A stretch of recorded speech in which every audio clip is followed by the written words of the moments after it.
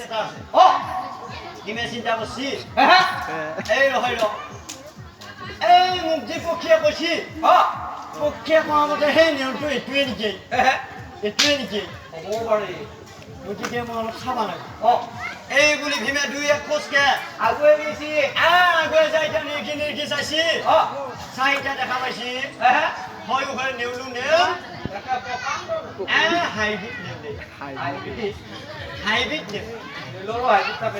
আজিকালি হাইব্ৰিড নো কিহত নাই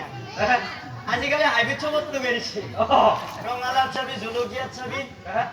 জিকাত চাবি খাবাই নহয় হাইব্ৰিডটোহে লাগে বাৰু বাৰু এই নেউলো নেউল এই হাইব্ৰিড নেউলে গতিকে এই ইয়াৰ হৈছে কি দেখিছানে এই ইয়াৰ যিবিলাক নোম আছে এই নোমবিলাক আমাৰ জংগলীত এই হলখাবাৰীৰ নিচিনা কেতিয়া হৈ এই পৰ্বতৰ ঢেকীয়া চাপ খাৱা দি পৰি আছে আকৌ ইফালে ইয়াৰ এই পিছফালে চাই দেখে ইয়াৰ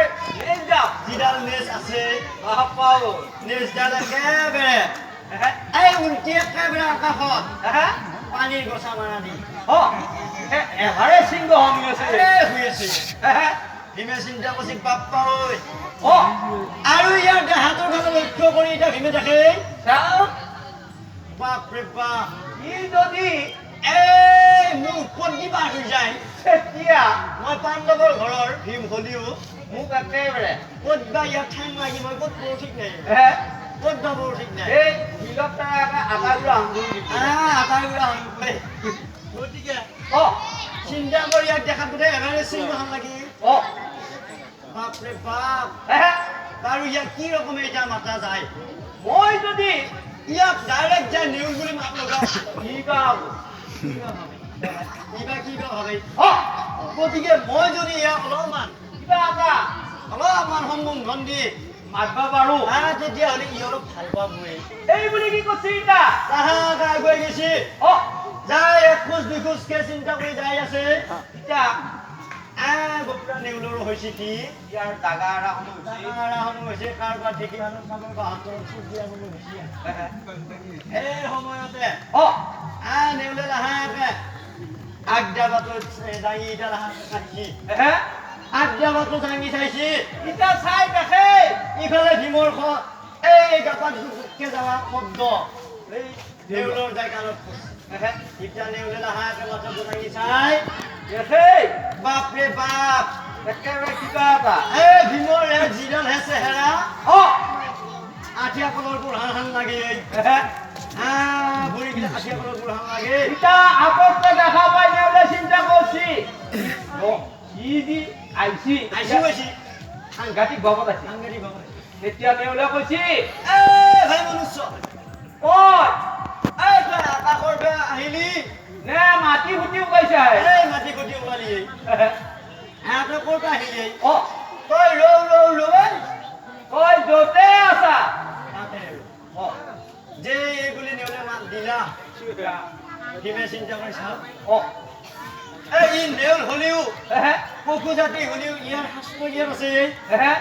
ই চাওঁ মোক মনুষ্য বুলি মনুষ্যৰ সম্বন্ধ লগাই নকৰিব গতিকে নাই গৈ ইয়াক সুন্দৰকে মাত লাগিব আৰু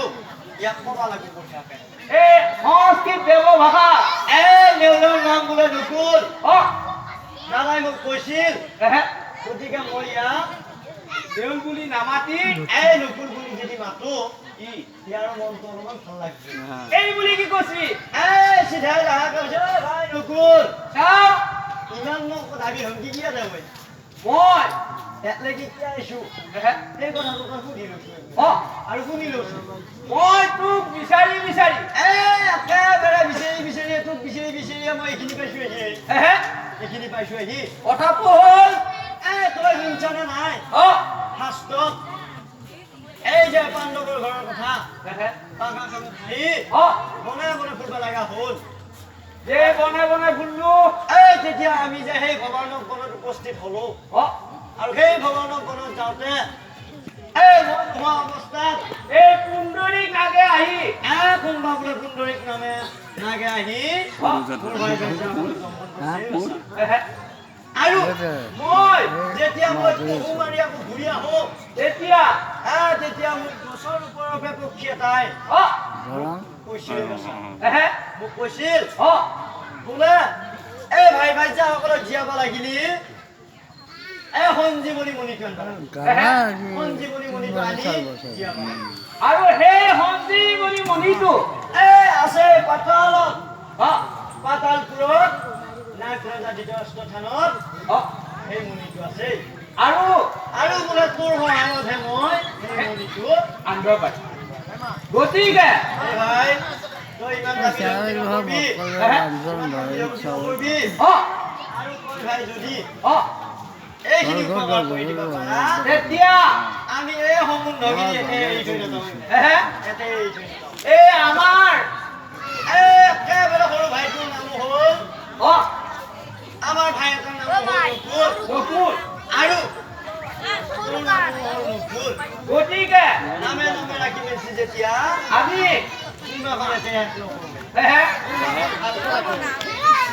এই কামৰ পৰা